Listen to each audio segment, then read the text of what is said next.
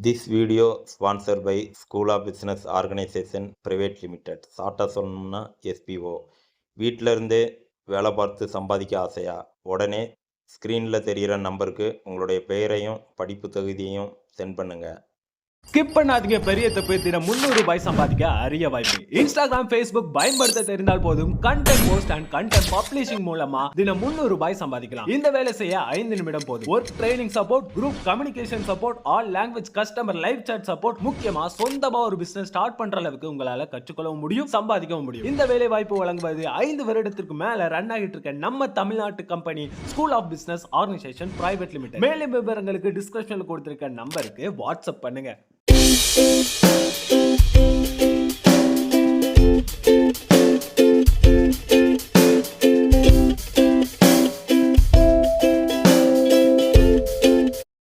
Hi friends, welcome to VVM channel. இன்றைக்கி நம்ம சேனலில் பூண்டு ஊறுகாய் எப்படி செய்யலான்னு பார்க்கலாம். நீங்கள் நான் சொல்லிக் கொடுத்த இதே மெத்தடில் செஞ்சு பாருங்கள். 6 மாதம் ஆனாலும் இந்த ஊறுகாய் கெட்டே போகாது. இதில் கைப்படக்கூடாது, தண்ணி இருக்கக்கூடாது. இது ரெண்டும் இல்லாமல் பார்த்துக்கிட்டோம்னா ஊறுகாய் 6 மாதம் ஆனாலும் கெட்டு போகாது, ரொம்ப சுவையாக இருக்கும். நீங்கள் இந்த சேனல் இப்போ தான் ஃபஸ்ட் டைம் பார்க்குறீங்கன்னா GSVVM இண்டியன்ஸ்க்கு சப்ஸ்கிரைப் பண்ணிக்கோங்க. வாங்க எப்படி செய்யலான்னு பார்க்கலாம். அப்படியே வீடியோக்கு ஒரு லைக்கும் போட்டுட்டு பாருங்கள்.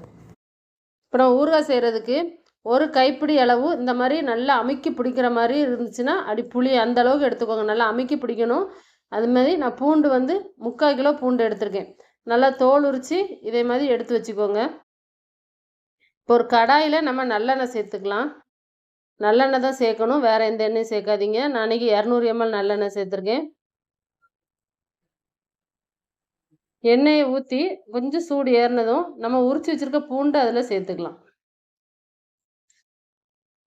எண்ணெய் கொஞ்சம் கூடுதலாக இருந்தால் தான் பூண்டு ஊறுகாய் நல்லாயிருக்கும். இது அப்படியே ஒரு கரைக்கு வதங்கிட்டு இருக்கட்டும். 1 டேபிள் ஸ்பூன் கடுகு, 1 டேபிள் ஸ்பூன் வெந்தயம், இது ரெண்டையும் சேர்த்து நம்ம கொஞ்சம் வறுத்து எடுத்துக்கலாம். இந்த அளவுக்கு வறுபட்டால் போதும். இப்போ நம்ம இதை ஆற வச்சு இதை அரைச்சி எடுத்துக்கிடுவோம். பூண்டு பாருங்கள் எந்த அளவுக்கு வதங்கியிருக்குன்னு பாருங்கள். நல்லா கலர் மாதிரி வரணும் பூண்டு. ரொம்பவும் கலர் மாதிரி ஆகிடக்கூடாது, ரொம்பவும் பொன்னிறமாகவும் ஆகிடக்கூடாது. அது வெந்திருக்கு நம்மளுக்கு தெரியும்ல. நல்லா வதங்கி அது வெந்ததுக்கப்புறம் நம்ம அதை வெளியே எடுத்துக்கலாம். அது வரைக்கும் லைட்டாக அப்படி கிளறி விட்டுக்கோங்க. இப்போ நல்லா வதங்கிருச்சு, பூண்டு நல்லா வெந்து வந்திருக்கு. இப்போ நம்ம இதை வேற ஒரு பாத்திரத்தில் மாற்றி எடுத்துக்கலாம்.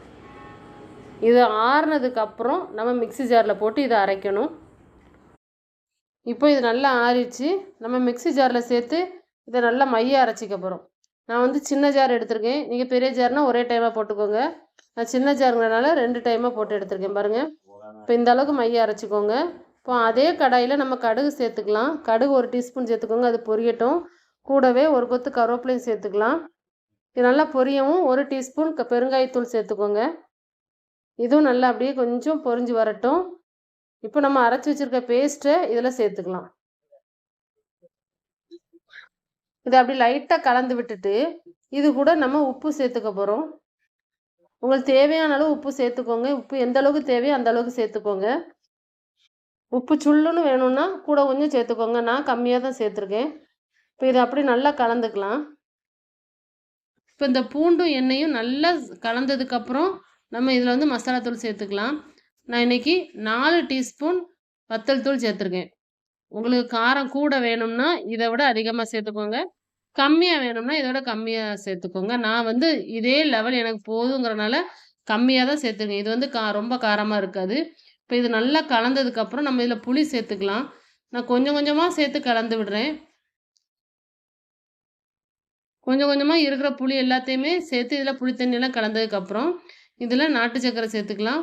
நான் 1 டேபிள் ஸ்பூன் சேர்த்துருக்கேன் நாட்டு சர்க்கரை. இது ஆப்ஷனல் தான், உங்களுக்கு வேண்டான்னா இதை ஸ்கிப் பண்ணிக்கோங்க. இப்போ நம்ம கடுகு வெந்தயம் அரைச்சி வச்சுருக்கோம்ல, அந்த பொடி இதில் சேர்த்துக்கலாம். சேர்த்து இதையும் நல்லா கலந்து விட்டுக்கோங்க. எல்லாம் நல்லா கலந்ததுக்கப்புறம் பாருங்கள், அடுப்பு தீயை அதிகமாக வச்சிடாதீங்க. நீங்கள் அதிகமாக வச்சிங்கன்னா டப்பு டப்பு டப்புன்னு தெறிக்கும், மேலே கீழெல்லாம் தெறிக்கும் பாருங்கள். இப்போவுமே தெறிக்க ஆரம்பிச்சிருச்சு. நான் மூடி போட்டு தான் வைக்கிறேன். ஆனால் நான் இத்தனைக்கும் அடுப்பு தீ சிம்மில் தான் இருக்குது. பாருங்கள் எந்த அளவுக்கு தெறிக்குதுன்ட்டு. நம்ம கிண்டவே முடியாது, டப்பு டப்புன்னு தெறிக்கும். அதனால எதுக்கும் மூடி போட்டே வச்சுக்கோங்க.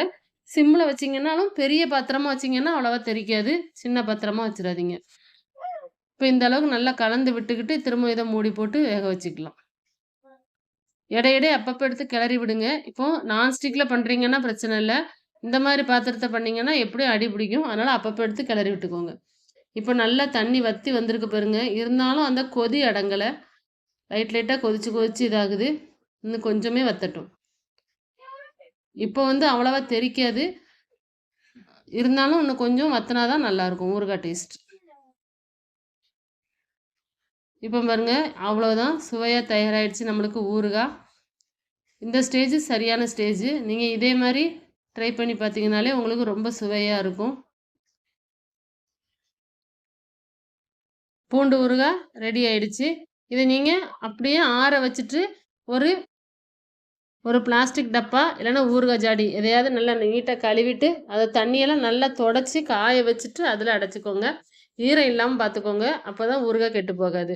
அவ்வளோதான். நானும் இதே மாதிரி ரெடி பண்ணி தான் எடுத்து வச்சுருக்கேன். இது நம்ம எவ்வளோ சாதத்துக்கு கூட வச்சு யூஸ் பண்ணிக்கலாம். நம்மளுக்கு குழம்பு எதுவும் இல்லைன்னா கூட இதை வச்சு நம்ம போட்டு பிசைஞ்சு சாப்பிட்டுக்கலாம். அவ்வளோதான், ஊறுகாய் தயாராகிடுச்சு. உங்களுக்கு இந்த வீடியோ பிடிச்சிருக்கும் நம்புறேன். பிடிச்சிருந்தா GSPVM இண்டியன்ஸ்க்கு சப்ஸ்கிரைப் பண்ணிக்கோங்க. Thank you friends.